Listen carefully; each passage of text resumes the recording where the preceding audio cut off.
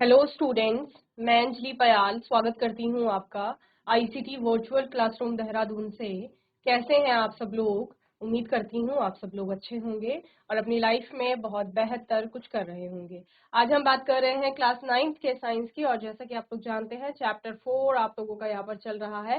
Structure of the atom यानी परमाणु की संरचना की बात हम लोग यहाँ पर कर रहे हैं, जिसमें कि हमने कुछ टॉपिक्स पढ़ लिए थे और कुछ टॉपिक्स पर हम आगे बात कर रहे थे। ठीक है ना? तो परमाणु की संरचना में सबसे पहले लेकर चले थे हम परमाणु को। परमाणु आपका क्या होता है? जहां पर आपने बोला था कि जो भी पदार्थ की बात हम कर रहे हैं, उस पदार्थ की जो मूलभूत इकाई है या संरचनात्मक इकाई है, वो हमारा क्या है? परमाणु है। ठीक है ना?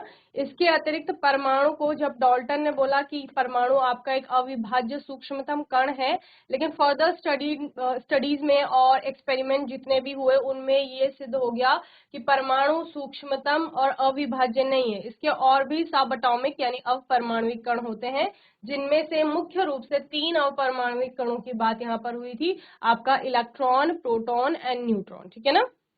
जिसके लिए हमने जब हम अलग अलग संरचना हमने बतानी थी ना कि परमाणु में कहाँ पर इलेक्ट्रॉन होगा, कहाँ प्रोटॉन होगा, कहाँ न्यूट्रॉन होगा, उनकी स्थिति का ज्ञान हमें लगाना था या स्थिति को हमने ज्ञात करना था कि कहाँ पर है वो, लोकेशन कहाँ है। इसके लिए अलग अलग साइंटिस्ट ने अपने अपने अलग अलग एटॉमिक मॉडल दिए, यानी परमाणु के अलग अलग मॉडल दिए। ठीक है ना? उनमें से आपने सबसे पहले पढ़ा था थॉमसन का जो परमाणु मॉडल था वो। ठीक है ना? जहां पर थॉमसन ने परमाणु को एक तरबूज की भांति माना कि जैसे तरबूज होता है, परमाणु भी आपका कुछ वैसे ही होता है। ठीक है ना? जिस प्रकार तरबूज में उसका लाल खाने वाला भाग होता है, लाल खाने वाले भाग से यानी जिस रेड पार्ट को हम खाते हैं, ठीक है ना, तो वो लाल खाने वाला भाग परमाणु में वो धनावेश हो जाता है। ठीक है ना? तरबूज में जो लाल खाने वाला भाग है, वैसे ही परमाणु में उस लाल खाने वाले भाग के समान धनावेश फैला हुआ रहता है, पूरा गोला धनावेशित होता है और उसमें क्या होगा? आपका इलेक्ट्रॉन बिखरे हुए रहेंगे। ठीक है? यानी धनावेशित गोले का मतलब उसमें पर्टिकुलर कोई चार्ज नहीं है, लेकिन धनावेश पूरे गोले पर बिखरा हुआ है। ठीक है? और जिस प्रकार लाल खाने वाले भाग पर काले बीज बिखरे रहते हैं, उसी प्रकार से धनावेश के ऊपर ऋणावेश बिखरा हुआ रहता है। ठीक है? दोनों का आपका जो मान है वो समान हो जाता है, धनावेश और ऋणावेश की। इसी वजह से क्या होता है? आपका पूरा जो परमाणु है वो वैद्युत रूप से उदासीन हो जाता है। ठीक है? तो according to Thomson, an atom consist of a positively charge sphere. Okay? Thomson के अनुसार जो आपका परमाणु है वो क्या है? वो एक धनावेशित गोले की तरह है, and electrons are embedded on it. Okay? और क्या होता है? इसमें आपके इलेक्ट्रॉन बिखरे हुए रहते हैं। ठीक है? तो धनावेश के ऊपर ऋणावेश बिखरा हुआ है, ऐसा उन्होंने बोला था इस मॉडल में। इसके अतिरिक्त क्या बोला? The negative and positive charges are equal in magnitude, so the atom as a whole is electrically neutral. Okay? उन्होंने क्या बोला? एक परमाणु को अगर हम एक होल यानी पूरे परमाणु को हम एक साथ देखें तो उसमें होता क्या है? धनावेश और ऋणावेश मैग्नीट्यूड में, मान में आपका समान होते हैं, जिस वजह से पूरा जो परमाणु है, क्योंकि धनावेश और ऋणावेश समान हो गया, तो पूरा परमाणु वैद्युत रूप से क्या हो गया है? उदासीन हो गया है। ठीक है? The first model of an atom to be put forward and taken into consideration. ठीक है? ये पहला मॉडल था जिसको कि संज्ञान में लाया गया और जिसके बारे में हम लोग पढ़ते हैं, क्योंकि इससे पहले अभी आपने परमाणु के मॉडल के बारे में नहीं पढ़ा था, सिर्फ डाल्टन की थ्योरी पढ़ी थी परमाणु को लेकर के। ओके? देन इसमें कुछ लिमिटेशंस थी जिनमें एज इट इज नहीं बताया गया था पॉजिटिव और निगेटिव चार्ज के बारे में। देन इसके बाद हम चले थे, एक नया मॉडल आया था रदरफोर्ड का एटॉमिक मॉडल। ठीक है ना? ये ऐसी रीठा खाल आवाज आ रही गुड है? मॉर्निंग हाथ मैम। उठाइए, हाथ आ रही है तो। Very good. गुड मॉर्निंग, क्या नाम है बेटा? रानी। रानी। रानी, परमाणु के बारे में जानते हैं? परमाणु क्या होता है? Yes ma'am. क्या होता है परमाणु? अणु से मिलकर बने होते हैं उसे परमाणु। अणु छोटे छोटे जो कण। ओके, और क्या जानते हैं परमाणु के बारे में? चलिए, वेरी गुड रानी। और किसी को माइक दे दो, परमाणु के बारे में बताइए मुझे, परमाणु क्या है? मैम परमाणु के मॉडल में मैम एक सोने की पन्नी ली थी जिसके द्वारा अल्फा कण कुछ अल्फा कण अपने मार्ग से वापिस आए थे और कुछ अल्फा कण अपने सोने की पन्नी से बाहर हो गए थे और कुछ अल्फा कण और कुछ मैंने प्रश्न पूछा था, परमाणु के बारे में आप क्या जानते हैं?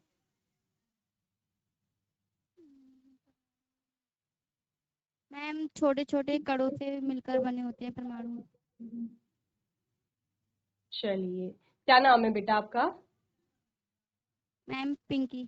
पिंकी, सिट डाउन बच्चे, वेरी गुड। चलिए, और कोई बात करेगा? जीजीआईसी फागलपुर मेहरौली, परमाणु के बारे में बताइए मुझे। परमाणु से आप क्या समझते हैं? एटम जिसे हम कहते हैं वो क्या है? रीठा खाल, इससे पहले आपने परमाणु और अणु का एक चैप्टर पढ़ा था जिसमें बहुत अच्छे से परमाणु को समझा था हमने। और उसके बाद कुछ सेशन से हमारे परमाणु के बारे में हम लोग पढ़ रहे हैं। Yes, Phagalpur Mehrauli, good morning ma'am. Very good morning. क्या नाम है? रोशनी। रोशनी। रोशनी क्या होता है बच्चे परमाणु? मैम छोटे छोटे कणों से अणु बनता है और 2 अणु से परमाणु बनता है। ओके, और कुछ? चलिए, सिट डाउन रोशनी, वेरी गुड बच्चे। Hello ma'am. मैम प्रणाम। प्रणाम। क्या नाम है बेटा? मैम अंबर। अंबर। अंबर, परमाणु के बारे में बताएंगे कुछ? मैम परमाणु छोटे छोटे कणों के एक रासायनिक पदार्थों की एक सबसे छोटी इकाई होती है। ठीक है, वेरी गुड। और? मैम परमाणु तीन तीन चीजों से बना। मैम जो जे थॉमसन का है परमाणु संरचना का मॉडल, वो फिर आप समझा सकते हैं? हाँ जी। मैम समझ में। आपने मैम समझ में लास्ट नहीं है। क्लास, नहीं वो रिवाइज कर रहे थे ना हम, ये लोग ये चैप्टर ये दो दो टॉपिक है वो हमने लास्ट सेशन में कवर कर लिए थे, ठीक है ना? तो आप एलएमएस में यस मैम। जाके प्रीवियस लेक्चर देखेंगे तो आपको क्लियर हो जाएगा, लेकिन मैं आपको बता दूंगी जब आपने अभी पूछा है तो मैं वो भी क्लियर कर दूंगी, ठीक है? Yes ma'am. चलिए, यस और मैम। कोई बताएगा अंबर के अलावा परमाणु के बारे में? वेरी गुड अंबर, सिट डाउन बच्चे।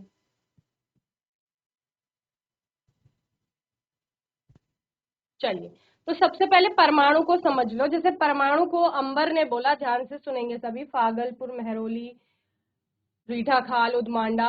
परमाणु क्या है? परमाणु के लिए अलग अलग लोगों ने अलग अलग बात कही। सबसे पहले हम जो चल रहे थे वो क्या थी? एक दार्शनिक अवधारणा थी जिसमें ग्रीक फिलोसफर्स की बात हम करते हैं, इंडियन फिलोसफर्स की बात की हमने, जैसे महर्षि कणाद की बात की थी, कात्यायन की बात की थी जब हम इससे पहले वाला चैप्टर पढ़ रहे थे। तो उन्होंने क्या बोला था? कोई भी जो पदार्थ होता है, पदार्थ क्या होता है? पदार्थ वो है जिसमें द्रव्यमान है और जो कहीं पर भी स्थान घेर रहा है, यानी कि अगर कहीं पर रख रहे हैं हम तो कोई ना कोई स्पेस को वो ऑक्यूपाई कर रहा है, जगह को कवर कर रहा है, आप ऐसे बोलेंगे, ठीक है ना? जैसे आपके पास आपके ज्योमेट्री बॉक्स होते हैं, उसमें जब आप सामान रखते हो तो कोई सामान स्थान घेर रहा होता है वहां पे, तो उसमें अगर द्रव्यमान भी है, अगर उसको वेइंग मशीन में रख रहे हो, उसका कुछ ना कुछ वेट आ रहा है, दैट मीन्स उसमें द्रव्यमान है। तो जब द्रव्यमान है, आयतन है, तो हर एक वस्तु किसकी श्रेणी में आ जाएगी? पदार्थ की श्रेणी में आ जाएगी, जिसमें भी द्रव्यमान होगा और जिसमें आयतन होगा। फिर हमने क्या बोला? सपोज ये पेन, ये आपका पदार्थ है क्यों? क्योंकि इसमें द्रव्यमान भी है और अगर मैं इसको कहीं पर रख रही हूं तो ये स्थान भी घेरा है, यानी इसमें आयतन भी है। तो दोनों चीजें हैं तो ये पदार्थ की श्रेणी में आएगी। इसकी अवस्था अलग हो सकती है, जैसे 3 प्रकार की अवस्थाओं की बात की थी हमने, ठोस, द्रव और गैस की, ठीक है ना? तो ये ठोस अवस्था में आपका। अब हम इसको क्या करेंगे? इसको तोड़ेंगे। हमने इसको 2 पीसेस में तोड़ा, फिर हमने एक पीस को ले लिया, फिर उसको और छोटा किया। इस प्रकार से हम इसको बहुत छोटा करते जाएंगे, अंत में इसके इतने छोटे छोटे कण हमें प्राप्त होंगे कि जिनको फर्दर डिवीजन में नहीं ले जा सकते हम लोग। ऐसा दार्शनिक अवधारणा के अनुसार माना गया था कि उन छोटे छोटे, उन सूक्ष्मतम, सूक्ष्मतम का मतलब उससे सूक्ष्म कुछ नहीं होगा, अब उससे छोटा कुछ नहीं हो सकता, यानी उसको, उस कण को हम अब और छोटा नहीं तोड़ सकते हैं, उसको हम डिवाइड नहीं कर सकते हैं। तो उन सूक्ष्मतम कणों से मिलकर के कोई पदार्थ बनता है, ऐसा दार्शनिक अवधारणा में कहा गया था। और जब हम डाल्टन की बात करते हैं, उनकी थ्योरी हमने पढ़ी, तो उन्होंने क्या कहा कि इन्हीं सूक्ष्मतम कणों को बाद में कणाद ने क्या बोल दिया था? परमाणु का नाम दे दिया था। यानी परमाणु क्या है, सबसे सूक्ष्मतम है। और डाल्टन ने क्या कहा, यही सूक्ष्मतम और अविभाज्य कण है। अविभाज्य का मतलब अ मतलब नहीं, विभाज्य का मतलब विभाजित, जिसको विभाजित नहीं किया जा सकता, यानी कि जिसको फर्दर डिवीजन में नहीं ले जा सकते हैं, और जो सबसे छोटा है उसी को परमाणु नाम दिया गया था। ठीक है ना। फिर हमने क्या पढ़ा, जब इतना, मैंने आपको उस सेशन में भी बताया था कि डाल्टन ने जो बोला है, अभी हम उसको नेक्स्ट चैप्टर में बोल देंगे कि ऐसा नहीं होता है। अविभाज्य कण और सूक्ष्मतम कण जिसको परमाणु को बोला गया था, उस परमाणु में जब हमने बाद में कैथोड रे और एनोड, जब ये चैप्टर स्टार्ट कर रहे थे तो किया कहाँ से था हमने स्टार्ट, कैथोड रे एक्सपेरिमेंट से किया था। ठीक है ना। कैथोड रे एक्सपेरिमेंट में आपका इलेक्ट्रॉन खोजा गया था, यानी परमाणु के अंदर एक ऐसा आवेशित कण है जिस पर आवेश क्या है, ऋण आवेश, तो इलेक्ट्रॉन था, उसका नाम दिया गया। और उसके बाद एनोड रे एक्सपेरिमेंट में ये सिद्ध हुआ कि परमाणु के अंदर एक धनावेशित कण भी है, और वो धनावेशित कण क्या हो गया था, प्रोटॉन हो गया था। फिर मैंने आपको बताया था कि प्रोटॉन और इलेक्ट्रॉन किसी भी परमाणु के अंदर है। ठीक है। और जब भी आप रदरफोर्ड का एटॉमिक मॉडल पढ़ रहे थे, उसमें आपने बोला कि परमाणु के नाभिक में प्रोटॉन स्थित है, और नाभिक का जो द्रव्यमान है वो पूरे परमाणु का द्रव्यमान होता है। लेकिन जब आपने कुछ परमाणुओं के बारे में पढ़ा था, वहां पर क्या नहीं क्लियर हुआ था कि जब परमाणु का द्रव्यमान नाभिक का द्रव्यमान है और नाभिक में केवल प्रोटॉन है, तो प्रोटॉनों की संख्या से अधिक क्यों परमाणु का द्रव्यमान आ रहा है। समझ रहे हैं ना, क्या बोला था मैंने लास्ट सेशन में भी आपको लिख के भी समझाया था कि परमाणु के नाभिक का जो द्रव्यमान है वही परमाणु का द्रव्यमान है, और नाभिक में क्या है, नाभिक में सिर्फ प्रोटॉन है।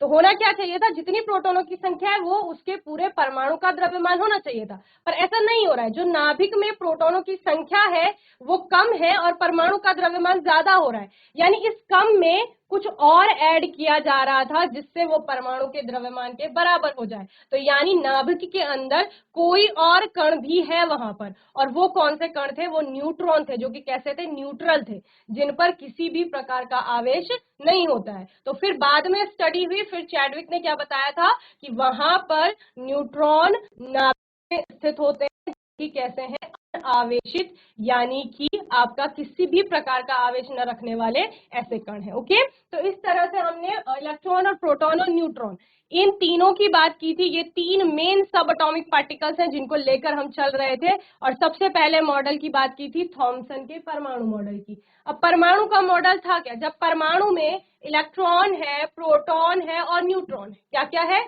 इलेक्ट्रॉन, प्रोटॉन और न्यूट्रॉन है। तो इन तीनों की जगह कहां पर है, कहां पर वो परमाणु में पाए जा रहे थे, इसका पता करना था। और इसीलिए अलग अलग साइंटिस्ट ने क्या किया, अलग अलग मॉडल दिए। तो सबसे पहले जो मॉडल, ठीक है, या जे टॉमसन का एटॉमिक मॉडल आप इसे कहते हैं, उन्होंने क्या बोला, परमाणु को गोला तो बहुत पहले बोल दिया था कि एक गोले के समान है परमाणु, यानी उसका आकार कैसा है, जैसे बॉल होती है ना आपकी, कुछ इसी प्रकार की होती है। ठीक है ना। तो जिस प्रकार से एक तरबूज होता है, देखो ध्यान से, ये वाटरमेलन है आपका तरबूज, कुछ इसी प्रकार से परमाणु भी होता है। ये किसने बोला, ये जे थॉमसन ने बोला। और जिस प्रकार इस तरबूज में ये लाल खाने वाला भाग जिसे हम खाते हैं ना, रेड पार्ट होता है, जो रेड इडिबल पार्ट भी जिसको बोलते हैं हम, वो लाल खाने वाला भाग है, उसी प्रकार से परमाणु में पूरे गोले पर धनावेश भी रहता है, जैसे यहां पर आपको दिखाया जा रहा है।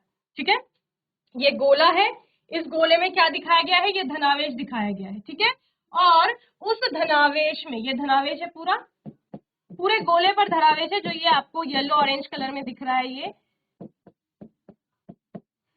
और जो वो लाल खाने वाला भाग है उसमें काले बीज बिखरे रहते हैं जिस प्रकार से, उसी प्रकार से परमाणु में उस धनावेश के ऊपर ये ऋणावेश बिखरा हुआ रहता है। बस इतना थॉमसन ने बोला। समझ में आया क्या बोला, उन्होंने बोला परमाणु एक गोले की भांति है, जैसे तरबूज एक गोला है तो परमाणु भी एक गोले की भांति है। और जिस प्रकार आपके वाटरमेलन में यानी तरबूज में उसका लाल खाने वाला भाग होता है, उसी प्रकार परमाणु के अंदर क्या होता है, धनावेश होता है। और धनावेश यानी किसकी बात कर रहे हैं, प्रोटॉन की बात कर रहे हैं। ठीक है, यानी लाल खाने वाला भाग मीन्स प्रोटॉन। और जो उसमें लाल खाने वाले भाग में काले बीज बिखरे रहते हैं, वो काले बीज क्या है, परमाणु के अंदर इलेक्ट्रॉन्स है, यानी कि क्या है, निगेटिव चार्ज जिसको आप कह रहे हैं। ठीक है, अब होता क्या है, ये ऋणावेश और धनावेश की मात्रा समान होती है और इस वजह से पूरे गोले पर कोई एक पर्टिकुलर चार्ज नहीं आता और वो वैद्युत रूप से उदासीन हो जाता है, यानी कि परमाणु कैसा है, एक उदासीन कण होगा। क्लियर है, बोलो। थॉमसन का परमाणु मॉडल समझ आ गया? अभी कुछ भी नहीं है, तरबूज को ध्यान में रखो, लाल भाग, लाल खाने वाला भाग यानी कि प्रोटॉन, और जो उसमें काले बीज है यानी कि वो इलेक्ट्रॉन। तो इसमें न्यूट्रॉन की तब तक खोज नहीं हुई थी, न्यूट्रॉन के बारे में उन्होंने बताया नहीं था, और फिर कुछ लिमिटेशंस पर हम लोगों ने इसमें बात की थी। अभी हम किसके बारे में बात कर रहे थे, रदरफोर्ड के परमाणु मॉडल की बात कर रहे थे। अंबर, इतना क्लियर है? हैंड रेज करो, आगे इतना समझ में। थॉमसन का परमाणु मॉडल, ठीक है, वेरी गुड। अभी रदरफोर्ड के मॉडल की बात करते हैं। जैसे पिंकी ने हमें बताया कि एक सोने की पन्नी ली गई थी। सोने की पन्नी क्यों ली गई थी?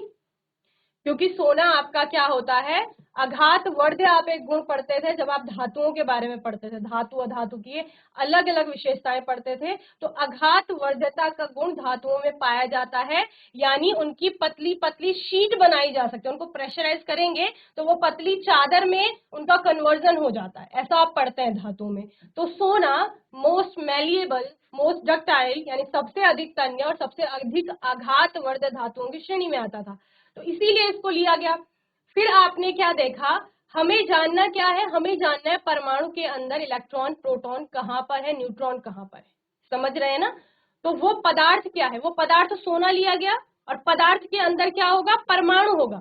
तो यानी यहाँ पर परमाणु है, पदार्थ आपका परमाणुओं से मिलकर के बना हुआ है ना, बहुत सूक्ष्मतम कण जिसको बोल रहे हो, या बहुत छोटा कण है जिसको हम आंखों से देख भी नहीं पा रहे, इतना छोटा कण है वो परमाणु। और इस सोने की पन्नी को, जो कि लगभग कितनी थी, 1000 एटम, यानी कि 1000 परमाणुओं जिसमें स्थित हो, इतनी मोटी थी। ठीक है, उसकी मोटाई इतनी ली गई थी सोने की पन्नी की कि उसमें 1000 एटम, और 1000 एटम कितने छोटे होंगे आप बताओ। इतना छोटा एक एटम है जिसको नहीं देख पा रहे हो, तो 1000 एटम अगर आपस में मिलेंगे तो वो तब भी इतनी पतली शीट थी। और उस पर क्या किया गया, एक रेडियो एक्टिव सब्सटेंस लिया गया जिससे अल्फा कण निकाले गए। क्या निकाले गए, अल्फा कण, जो कि कैसे थे, पॉजिटिवली चार्ज थे, धनावेशित कण थे।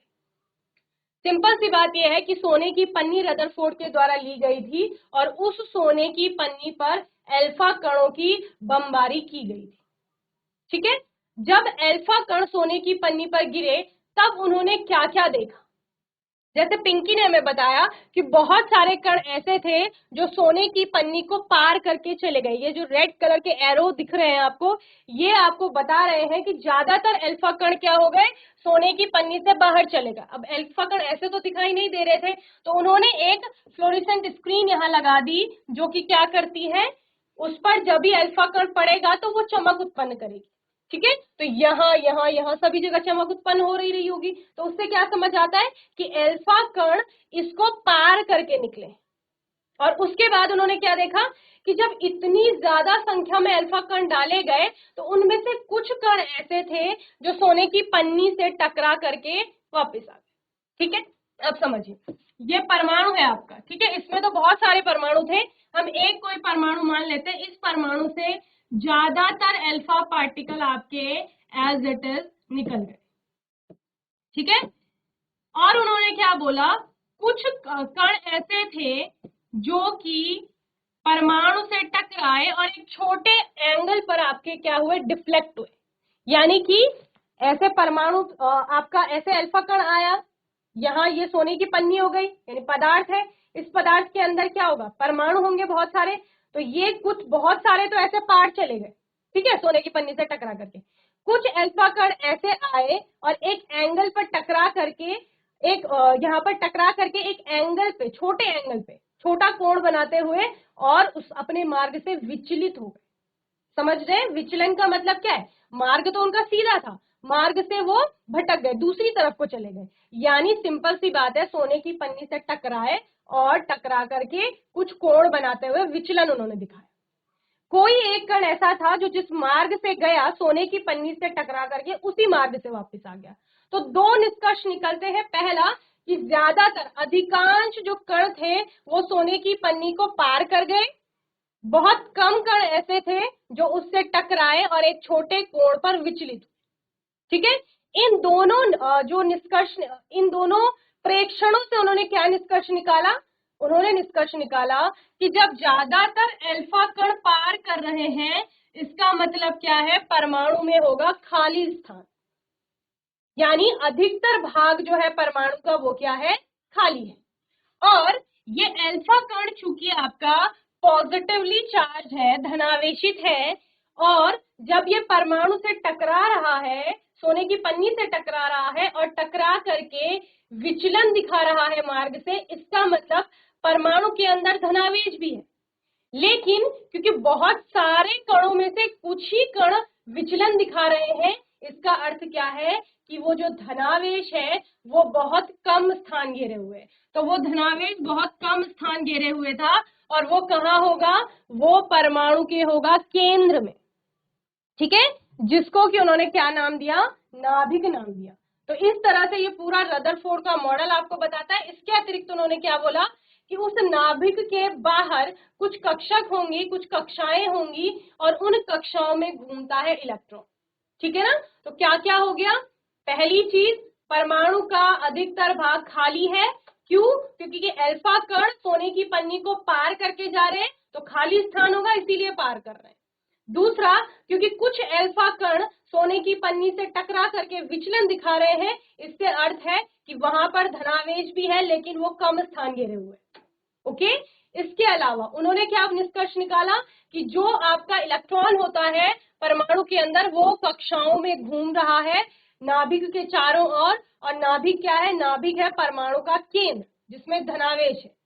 इसके अतिरिक्त उन्होंने बोला, जैसे क्रिकेट का स्टेडियम होता है ना, तो कई किलोमीटर त्रिज्या का एक स्टेडियम मान लो, कितना बड़ा स्टेडियम होगा, उस स्टेडियम के सेंटर में एक टेनिस की बॉल रख दीजिए।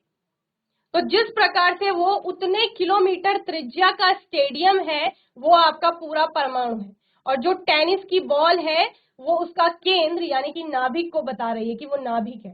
तो उतने छोटे नाभिक के अंदर प्रोटॉन है, और जो उस नाभिक का यानी टेनिस की बॉल जिसे हम बोल रहे हैं, उसका जो भार होगा, द्रव्यमान होगा, वही उस पूरे परमाणु का, जिसको आप कई किलोमीटर त्रिज्या का बोल रहे हैं, उस पूरे परमाणु का भार होगा। ठीक है, इतना हमने रदरफोर्ड के मॉडल में अभी तक पढ़ चुके हैं हम लोग। इसके हमने यहाँ पर लिमिटेशंस भी देखी थी। चलिए, समझ में आया सभी को जितना अभी तक बताया? हैंड रेस करो समझ में आया तो। रीठा खाल, माइक ले लो। यस, क्या नाम है गुड आपका? Morning ma'am. वेरी ओम गुड प्रसाद। मॉर्निंग। प्रशांत। ओम प्रसाद। ओम। ओम, क्या क्या पढ़ा आज के सेशन में आपने? मैम मैंने जे थॉमसन के मॉडल के बारे में पढ़ा और रदरफोर्ड के मॉडल के बारे में। चलिए, थॉमसन के मॉडल से क्या समझ आया? अच्छा, कौन से फ्रूट से रिजेंबल किया था उन्होंने परमाणु को? किसके समान माना था? कौन से फल के समान माना था? जे थॉमसन के मॉडल के बारे में और रदरफोर्ड के मॉडल के बारे में पढ़ा। हाँ, थॉमसन ने, मैंने मैम कहा कौन से फल के समान माना था परमाणु को? Ma'am watermelon. वाटरमेलन की। जैसे क्या बोला था उन्होंने? मैम मैम डेफिनेशन बोलनी है, मतलब जो उन्होंने बोला था।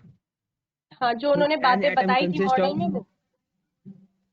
Ma'am N atom consist of positive charge sphere and electrons are embedded in it, and the very good, negative and the positive and negative charge are equal in the magnitude, so atom is very electrically good, neutral. Very good. तो ये सब आपने note किया? मतलब ma'am ma'am ने तो पढ़ा दिया पहले ही, अभी नहीं किया। अभी नहीं किया, पहले से पढ़ रखा था ये? Yes ma'am. Very good. तो आपने बहुत अच्छे से एक्सप्लेन, बहुत अच्छे से जितने भी अजम्पशंस थे यानी कि जितनी भी बातें उन्होंने पॉइंट्स में बताई थी वो बहुत अच्छे से बताई। चलिए, सिट डाउन ओम। और किसी को माइक दे दो। ओम, अंबर, जो गर्ल बैठी है उनको माइक दो। ऑन करिए माइक को, अच्छे से ऑन करिए। Good morning ma'am. Very good morning. क्या नाम है बेटा? मैम ज्योत्सना। ज्योत्सना, ज्योत्सना थॉमसन का मॉडल समझ में आया? जी जी, चलिए सबको समझाइए क्या है थॉमसन के मॉडल में। बताइयो। An atom consists of positively charged sphere and the electrons are embedded, and positive and negative charge are equal in magnitude, so atom is electrically neutral. ठीक है, ये तो हो गया जो हमने याद कर रखा है, जो उन्होंने बोला था। अब इसे एक्सप्लेन करेंगे, जी। इससे क्या समझ आया आपको? जो मैम एटम होता है उसके चारों ओर मतलब पॉजिटिव चार्ज होता है, जो इलेक्ट्रॉन होता है उसके अंदर लगे होते हैं। ठीक है, वेरी गुड ज्योत्सना। और जो रदरफोर्ड के मॉडल के बारे में कुछ पता है? नो मैम, मतलब थोड़ा बहुत। जो अभी समझाया उसमें कुछ समझ आया? जी बोलो। क्या बोलूं? पहले प्रयोग के बारे में बताइए, किस प्रकार से उन्होंने एक्सपेरिमेंट किया। चलिए, sit down Jyotsna, very good बच्चे। अंबर, आपके राइट में जो बैठे हैं उनको माइक दो। Good morning ma'am. Very good morning, क्या नाम है बेटा? मैम क्रिश। क्रेश, बात क्यों नहीं कर रहे हो? बच्चे मैं बोल रही हूँ, मुझसे बात क्यों नहीं कर रहे हो? माइक पास क्यों कर रहे हो एक दूसरे को? समझ में आया जितना पढ़ाया? या यस मैम। ठीक है, मैम थोड़ा रदरफोर्ड के मॉडल के बारे में बताओ, क्या क्या बताया अभी मैंने? क्या बता मैम? रदरफोर्ड का मैम वो तो मैम हमने तो हिंदी में पढ़ रखा है। हाँ, हिंदी में बताओ, हिंदी में पढ़ रखा है। मैम जो ऐसा है ना, यहाँ पे स्लाइड में आपको इंग्लिश में दिख रहा है, लेकिन हम इंग्लिश और हिंदी दोनों में पढ़ते हैं। अभी मैंने जब लास्ट सेशन में हमने पढ़ा था तो ये पूरा मैंने फिर हिंदी में लिखवाया था, ठीक है ना, क्योंकि कुछ स्कूल्स हिंदी में भी पढ़ते हैं, कुछ इंग्लिश में पढ़ते हैं, तो आपको जो कौन सी लैंग्वेज में आता है आप उसमें बताइए। चलो बताओ। परमाणु के अंदर मैम परमाणु के अंदर अधिकांश खाली स्थान होता है, क्योंकि अधिकांश अल्फा अल्फा कणे बिना विचलित हुए सीधे निकल जाते हैं। ठीक है, वेरी गुड। ये तो आपने प्रेक्षण और निष्कर्ष बता दिए। तो उन्होंने किया क्या था? मैम जो कुछ अल्फा कण होते हैं वो अपने पथ से कुछ कोण बनाते हैं, जिसमें पता चलता है कि परमाणु का आवेश पॉजिटिव होता है, प्लस धनात्मक होता है। परमाणु का आवेश नहीं, परमाणु में धनावेश भी है, लेकिन वो कम स्थान घेरे हुए, क्योंकि कम कण क्या हो रहे थे, विचलित हो रहे थे। ठीक है, चलिए, वेरी गुड क्रिश। और कौन है आपके बगल में, आपके राइट में, उनको दे दो mike. Good morning ma'am. Very good morning, क्या नाम है बेटा? मैम अनमोल। अनमोल, अनमोल, और बताइए रदरफोर्ड के मॉडल के बारे में कुछ। मैम जैसे जैसे आपने अभी समझाया जैसे कि कोई रेडियो एक्टिव सब्सटेंस है ना, जिससे रेज गई गोल्ड फॉइल पर, और जैसे वो बीच में गई तो बीच में 180 का कोण बना के वापस आ गई, तो माने इसका मतलब है कि जो सेंटर है वहाँ पे पॉजिटिवली चार्ज है, ताकि तभी उसी कारण वो उल्टे आ गए।